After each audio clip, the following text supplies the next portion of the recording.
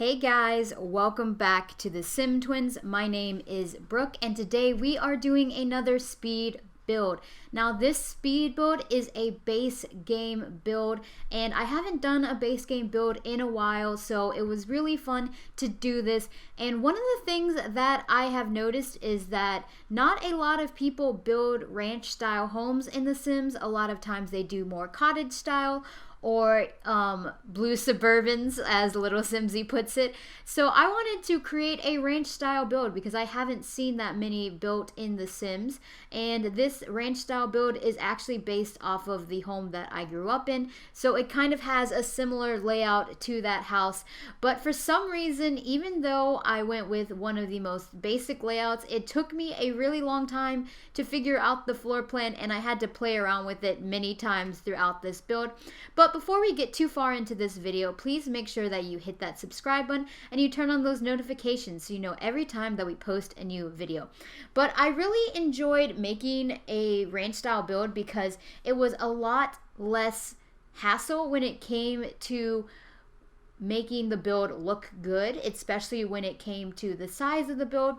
A lot of times the reason why I don't like to build base game builds is because of the limited amount of things that you have to play with in the base game. And so usually if I make a base game build, I try and make it smaller just because of the fact that I don't have as much stuff to fill the place up with. And so if you have a big house with a lot of empty space, I don't think that looks great. And so with a smaller build like this, it was easier to come up with a house that looked nice and also was functional for your Sims. This house has 3 bedrooms, 2 bathrooms, so I think it is perfect for a growing family. And I really loved the added fireplace on the side. I usually don't add fireplaces, but because this was a base game build, I wanted to kind of elevate some of the design features that I've done that I usually don't do, like fireplaces.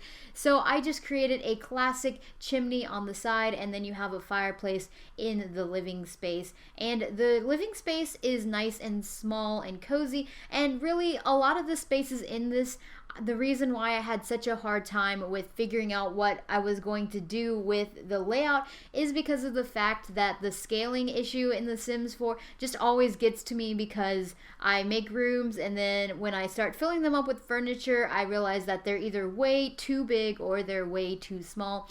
And so that's the reason why I was playing around with the layout like 500 times in this video, because of the fact that everything is like so different. As you can see here, I originally made the house pretty skinny, but when I went and built out the first wall, which is this half wall between the living room and the dining room, I realized that there's just not enough space. And I also wanted to make sure that both of the bathrooms were 3x2, so they're good sized bathrooms. And as you can see here, this is me like working on the layout. I've added the 2 bathrooms in. One of the bathrooms is an ensuite to the master, and then the other bathroom is a bathroom that the rest of the family shares and that your company can use when they come over. It's just in the hallway. And here I am trying to pick out furniture for this living room. Now, this living room furniture was so hard to decide on because, let's be real, the furniture in base game is not the best furniture in The Sims 4.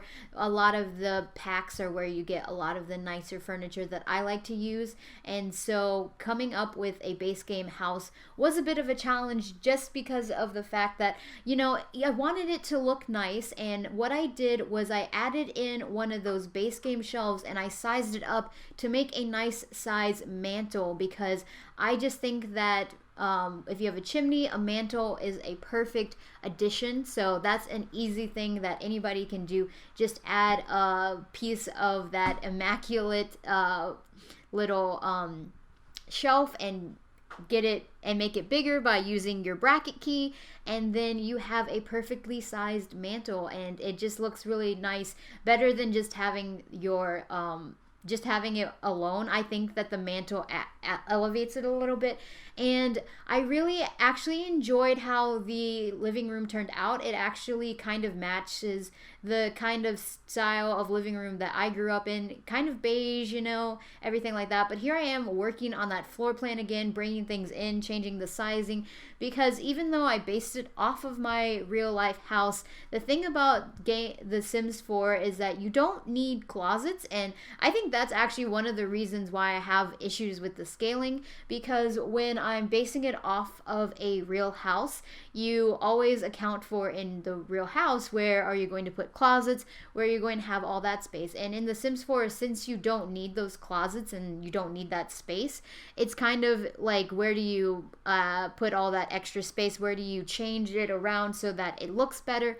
And so that's the reason why it took me a while to figure out what I was going to do. And one of the things that I really wanted to try and do was add pictures to this little table underneath the window. But I just wish that they had like blank picture frames that you could put, other than like the graduation frame. I wish you could just have blank picture frames that, you know, your Sims take a photo with a camera and then they can load it up into that frame. And I think that would be really cool, because honestly, if that were a thing, it would be kind of reminding me of, like, you know, those digital, what are they called? Digital photo frames, where you can like put a USB stick or whatever into the frame and then the frame will change pictures. So I just think that that would be super nice if they just give us blank frames in The Sims 4 and have the ability for us to put in our pictures, because I know that you can take photos and then you can put them on the places, on the surfaces, but for the fact of staging a house, I really think that having just blank frames would be really nice for staging. And the living room is pretty small, and also the dining room is small, but it has enough room for 6 Sims to sit together and eat, which I thought was a perfect size, since this is a house that I created that you can have up to 5 Sims sleeping here. I made 1 master bedroom and 2 children's bedrooms, one of them being a room for twins, so there's 2 beds in that room.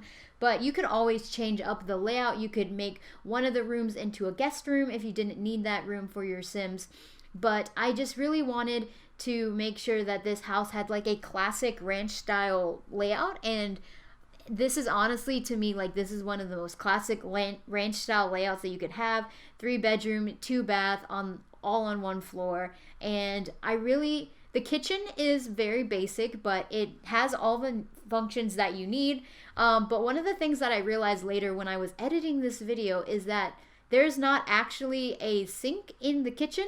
So I put a place where you can clearly see that I was going to put a sink, but I actually, for some reason, forgot to. You can see here I'm placing this window, and underneath the window right there is where the sink was supposed to go, but I forgot to put it in. And you can even see, like, I made it a proper size with the cabinets and everything where you would put a sink in. I wanted to put the microwave above the stove, but the thing about the microwaves in The Sims 4 is that they have to be on a surface, which is really annoying. I understand that from a development standpoint, like, your Sims can only do certain things on certain surfaces, but I would love to have a microwave that acts as a range hood, because that's pretty true to life. Most people, like, in their houses, their microwaves are above their stoves and they act as their range hoods as well. But here I am, once again, I had to change around the layout just a little bit, and I'm working on the door placement. I didn't want the hallway to feel cramped, which is why this build gave me the hardest time coming up with what the layout was supposed to be. But now I'm working on the master bedroom, and I put carpet in all of the bedrooms, because a lot of times I don't put carpet in bedrooms. I keep the hardwoods throughout. But the house that I grew up in has carpet in the bedrooms, and honestly, if you have children, it makes sense to have carpet in bedrooms. You know, it muffles the sound, and it's a lot nicer on your feet to have carpet. So I decided to go with just a base game carpet that's, you know, very beige and plain looking, and I think it turned out great. And then the master bedroom is small, but it has everything that you need. It also has a bookshelf and a dresser, and there is only one desk in this house, and it's actually in the twins' room. And so the twins get a desk in their room because I thought that, you know, even though this bedroom looks probably a little bit childish, I wanted to say that these were young teenagers. And so, you know, they're like 13, 14 years old. And so the bedroom reflects that, you know, they're still young teenagers. And, you know, if the Sims need to use the like the office space that I added in the twins room, they could totally do that. But I also made it it's just a laptop, so your Sims could take it and move it and sit in the dining room area or on the bar in the kitchen to do their work, like if they wanted to use the shared the shared computer in the house and not have to worry about being specifically in the twins room to use it. But the other room is for a younger daughter, and I thought that the younger daughter was, you know, she was pretty creative, so I added in a little drawing table later so that she could use, and I also made sure to add in a nightlight because the Sims really care about those nightlights when you're a kid. And so I made sure that she had a big full-size dresser and also a couple of toys, not very many toys. She has Blarfy, and then in the back I put in a monkey bar set, and I also added a huge dollhouse. I just took one of the dollhouses and I sized it up because in my backyard I grew up with a treehouse, and there's no tree houses in The Sims. I wish there was a treehouse for your Sims. That would have been great in a Generations pack. But so what I did to try and get that feel of having a treehouse in the backyard was I just made one of those dollhouses. I just sized it up, and it is a great size. It looks kind of like it's a size that, you know, because a lot of kids have, like, you know, the Barbie dream houses that are like as tall as they are. So I kind of wanted to like give that impression that that's the size of the dollhouse in the backyard. And of course I made sure to go through and do drapes and everything on the windows because I care about the little things in The Sims 4, and those details are what's important to me. I didn't forget a trash can in this build, actually. I almost did, but at the last moment I remembered to put in a trash can. So you have a trash can. I wish that, because I picked the trash can that used to give you money, does not give you money anymore, and it breaks my heart that it doesn't. But I still like it because it looks aesthetically pleasing. It looks like a smart trash can, you know, because it was a smart trash can. And then I decided to do just a little bit of landscaping up the front to make it look nice and inviting.